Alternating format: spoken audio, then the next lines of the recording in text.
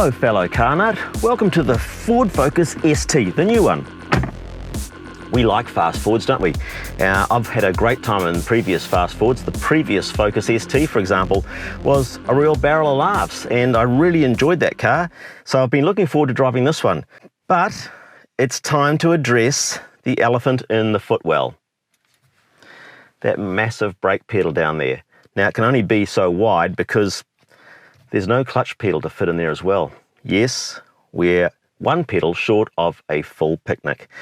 Unfortunately, Ford has decided to bring just the automatic version of the Focus ST into New Zealand. It's a real shame, I feel, because any sort of hot hatchback, to my mind, you need to be able to be fully involved with, and there's just nothing here to grab a hold of. The Aussies, they're lucky. They get to choose between the 7-speed automatic transmission or the manual, the 6-speed manual.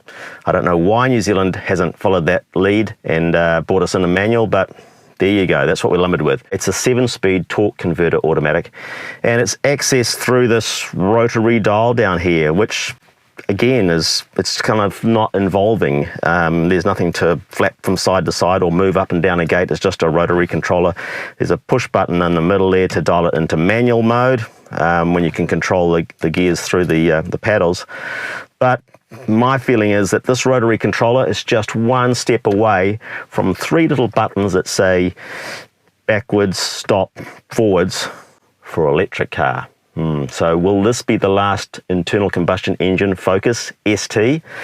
Possibly. But anyway, it's an automatic, so let's get over the fact. Let's start it up, take it for a drive and see what we're dealing with here.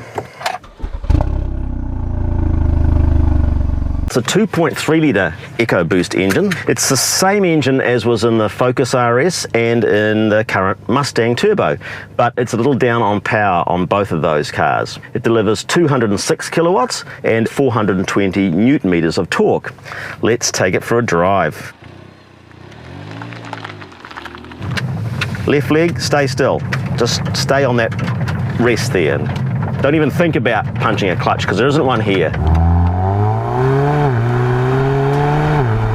As an automatic transmission, it's a pretty good one. 7 speeds, though you wouldn't know it in New Zealand unless you went above the speed limit, because it'll only engage 7th once you get to about 105 or 106 kilometers an hour on the flat. So you could drive this thing for years at the legal speed limit and only ever see D6 as your maximum gear. It's a torque converter automatic, it's not a dual clutch, so it's not quite that snappy, it's not quite that fierce and percussive through its changes. But it's okay, you know, it's okay for an automatic.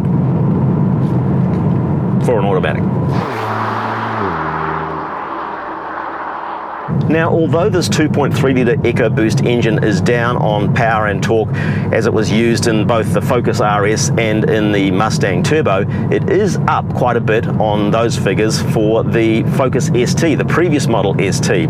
It's up about 12% in peak power and 17% in torque. So that's a win for the new Focus ST. Ford claim a 0 to 100 kilometre an hour time of 5.7 seconds, and I've seen tests where people are delivering 5.7 seconds in the automatic version.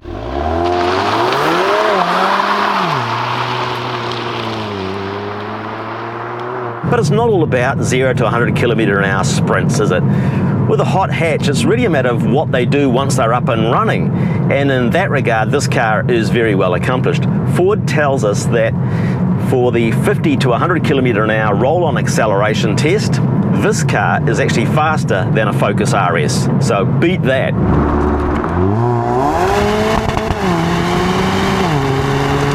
In a hot hatch like this, it's about how it presents as an overall package. It's got to do the daily commute, to run the kids to school, it's got to do the shopping on the weekend, but it's also got to deliver some fun times on back roads.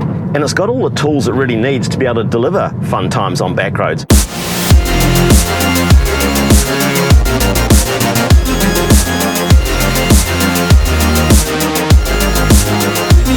It's got an e-diff. an electronic limited slip diff up front, because remember, it's only a two-wheel drive car, so to put 206 kilowatts onto the road through just 2 tyres, it's going to need a bit of help, right? So the E-diff has got a clutch pack inside it that can assign up to 100% of torque to one wheel or the other, or of course a split between the two. I've found it does a really good job. It still does have torque steer, this car, but nowhere near as pronounced as it was in the previous Focus ST, which was actually a really exciting and invigorating car to drive, but maybe too invigorating. So there is still torque steer here, but that E-diff does a great job. It also has anti-lag technology in the turbo, which basically means that it keeps the throttle slightly open even if you back off, just to let the turbo keep spinning and be ready for your next request for power.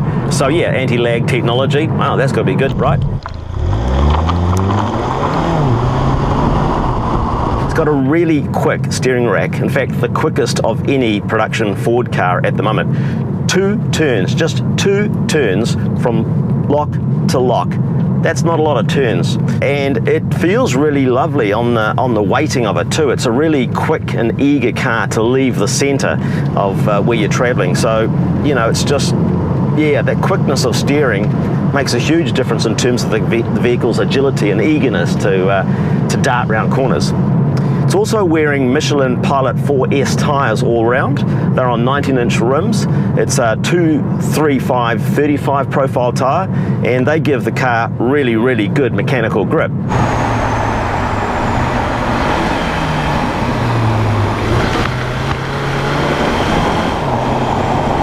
You've got a button on the side of the steering wheel here that steps you through 4 different drive modes.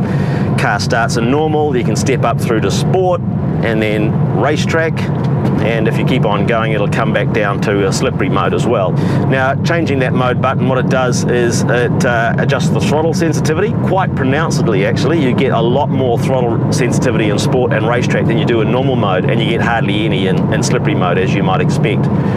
It also adjusts the steering weight and the variable dampers. Now, the dampers are a triple tube damper, and are continuously variable, so they're constantly sampling the road's surface, you know, in terms of its impact on the suspension, and adjusting their damping and performance accordingly. Normal is good. Normal is fine for tootling around, and in fact the damping on normal I think is good for pretty much every occasion. Unfortunately, when you go to sport and certainly racetrack, when you get the heavier steering and the more urgent throttle, which you want, and the louder exhaust pipes, which you also want, they come bundled with stiffer damping, and the damping is really quite stiff, like very stiff. So it's a shame that Ford don't let you customize those variables and store them like an i30N, Hyundai i30N does. Store them under your own settings so you can have rorty exhaust, razor sharp throttle, nicely weighted steering, but nice and pliable dampers. You can't do that. As I say, those settings all come bundled with the normal, the sport, and the racetrack modes, and that's a black mark against the Focus ST. We pushed the sport button. We're in sport mode now. Throttle livens up. It's really quite nice, nice and urgent. Although, of course, you know, you're in a automatic transmission, so that dilutes some of the urgency. You do have manual available to you through the transmission here on the middle of this rotary selector, and then you've got paddles, of course, to paddle up and down.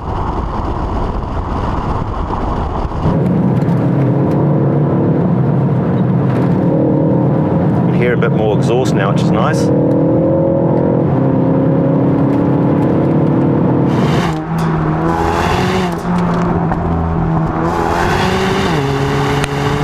Yeah, still a lot of torque steer. Oh, when I say a lot, I mean a lot. You can definitely feel the tugging, but it's not as pronounced, as I say, as the previous ST was. This is just a little bit more refined, a little bit more cultured, a little bit more clever. That E-diff, the limited slip diff, is obviously a big help. Yeah, look, there's no problem with the power, that's for sure. I can certainly believe Ford's claim that it can match or better the old Focus RS from a 50 to 100 km/h acceleration.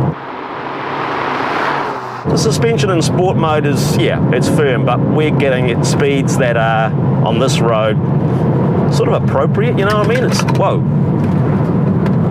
Hello, are you still there, camera? Are you still there? Well, that was exciting, wasn't it?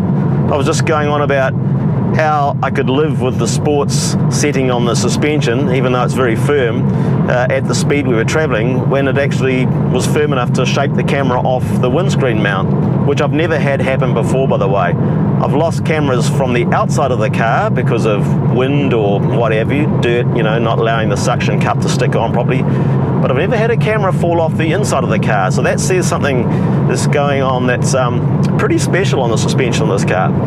Not really. I don't think it's solely the fault of the Focus ST's firm suspension that I lost that camera. Anyway, where were we?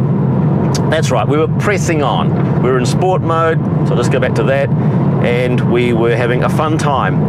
The car was going really well, is going really well. The engine's plenty powerful enough, and yeah, it's a very entertaining back row blaster.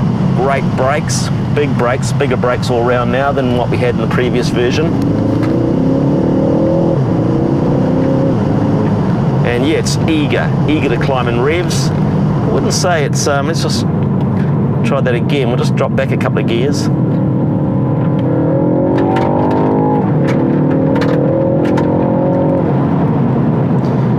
Yeah, the sweet spot's definitely at 4,000 plus RPM. It's, yeah, I'm just going to go up another mode to racetrack mode because, well, we're on the racetrack, aren't we? Sometimes you see houses on the side of racetracks, don't you? Where are we? Let's get past some neighbours here so we don't upset anybody. Won't go too fast either, but we'll just drop it back a gear or 3 to make it sound dramatic.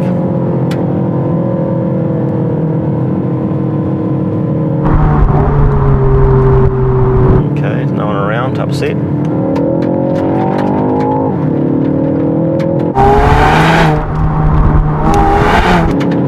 Yeah, definitely torque steer. Definitely torque steer. I could feel that diff. It started to drift to the left and it came back to the right, and then, you know, you could feel the diff. Well, I can't feel the diff, but I can feel the outcome of the diff moving the torque from wheel to wheel, trying to, you know, keep us straight. It's doing a far better job than the old ST that didn't have such a tricky diff. And yeah, torque steer is still an issue. It's still an issue, but really, with the Focus ST, I probably wouldn't have it any other way, actually.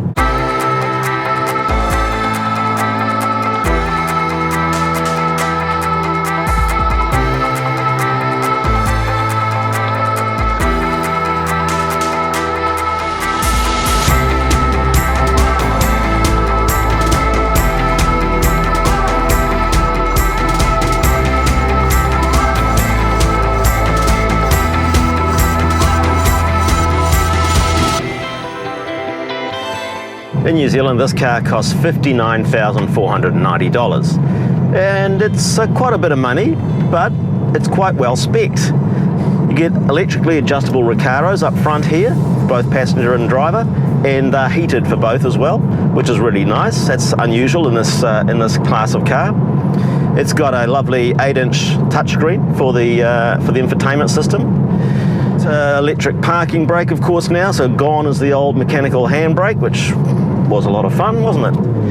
It also has a head-up display, which is a little naff because it comes up on a little glass screen out of the dashboard. It doesn't actually project onto the windscreen itself, so that feels a little bit old in the way of delivering head-up display. I haven't bothered looking at it, frankly. It's got adaptive cruise control, which is really good. Got autonomous emergency braking, you've got lane keeping assist, you've got lane departure warnings, you've got blind spot alert, reversing cameras, sensors, you know, all those things that you might expect from a $60,000 car are all here. It's got pre-collision assist. It'll tell me that I'm going to drive in the back of this plumber's van if I don't behave. You can display different information on your dashboard here. You can even have a thing called Calm, which is just like a little blue, graduated blue panel in the middle of your instruments here, and that's supposed to calm you down. I've tried it, doesn't work. Well, I mean, the blue panel works, but it doesn't provide a calming influence to me. It's just a blue panel. I mean, what did they expect? but it's tastefully decored. It's quite serviceable, you know, it's not fancy. It's just vinyl with faux stitching on it, a little bit of faux carbon fibre up here. These seats are great. I find them really comfortable. They're not overly bolstered. In fact, I think they're less bolstered than the previous ST was, and I can fit in them quite easily. They've got little nets on the back for storing crap in, I suppose, but yeah. Also, because the exhaust pipes are now on the outside edges of the car, there's only 2 of them, but they're on the outside edges, and you can, if you want to, go nuts and put a tow bar on this car, whereas previously you couldn't because those honeycomb-shaped exhaust pipes, of course, hung right in the middle of the car. It's got a boot, apparently. It's got a back seat, apparently. I have actually sat in the back seat, and it's actually quite spacious. It's got good leg room, good headroom. It's a very practical car. I mean, it's a Ford Focus. Hello, it's going to be practical. The Focus ST is a barrel of laughs, as you might expect. It's got that great chassis that always seems to come from Ford Europe. They just have a knack of delivering cars that are entertaining and spunky and invigorating and energized, yet they're not scary or unpredictable or just freaky.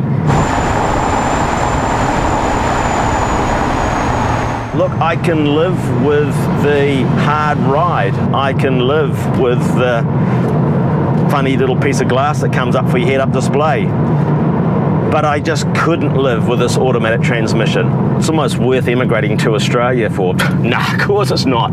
But if there was a reason ever to go to Australia, getting a manual one of these would probably be it. Otherwise, it's all good.